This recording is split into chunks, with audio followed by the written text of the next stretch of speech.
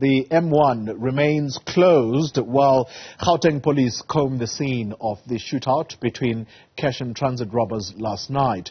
Now, police say a group of heavily armed men ambushed a cash van, disarming security guards and bombing the vehicle in the process. Now, the men were eventually traced and cornered on the M1 South near Booysens, and 3 hours after the heist. Newzroom Afrika's Ziniko Mhlaba is still at the scene of this particular shootout. Ziniko, good morning to you. And let's perhaps talk about traffic this time around. Is it able to move freely now? Are those investigations completed?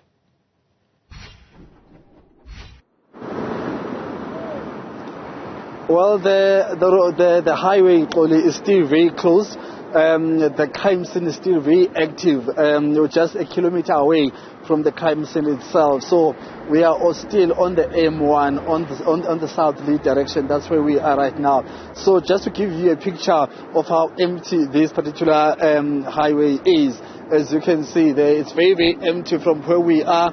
But on the other side, there seems to be a movement on the M1 north that's heading towards the Johannesburg CBD.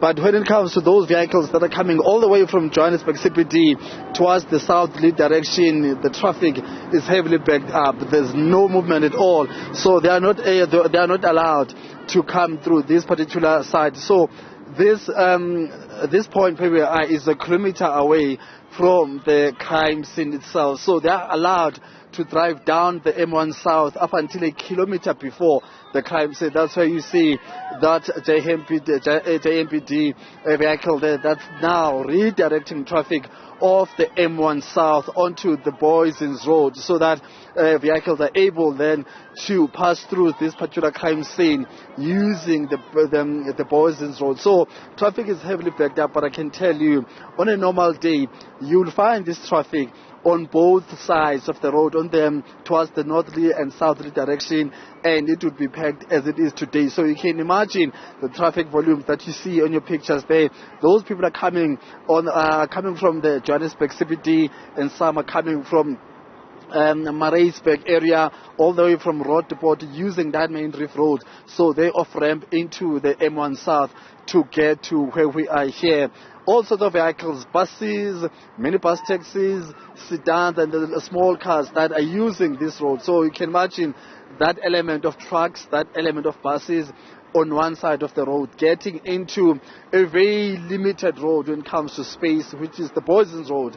And I think from where we are up until they are able to pass through the crime scene, it's about 2 kilometers. So they will be stuck in this traffic all the way from the CBD up until the Booysens side. So that's the situation here. And looking at how the officers are thorough in their investigations at the crime scene, I do not foresee clearing the scene anytime in the next 30 or 40 or an hour at least.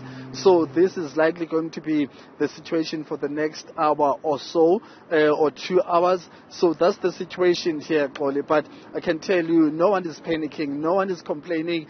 The motorists are just driving through peacefully. They understand. They're actually waving to us as we are talking to you right now. So everyone understands, or seems to understand, understands the importance of then obeying the directions and orders from law enforcement, as far as now having to use alternative roads and move away from this particular M1 southerly direction road. All right, Ziniko Mhlaba, thank you very much for that update. And so, if you are going to be heading toward that direction, as Ziniko Mhlaba telling us there that in all likelihood, give it another hour before you get on the road, because you will be stuck in traffic.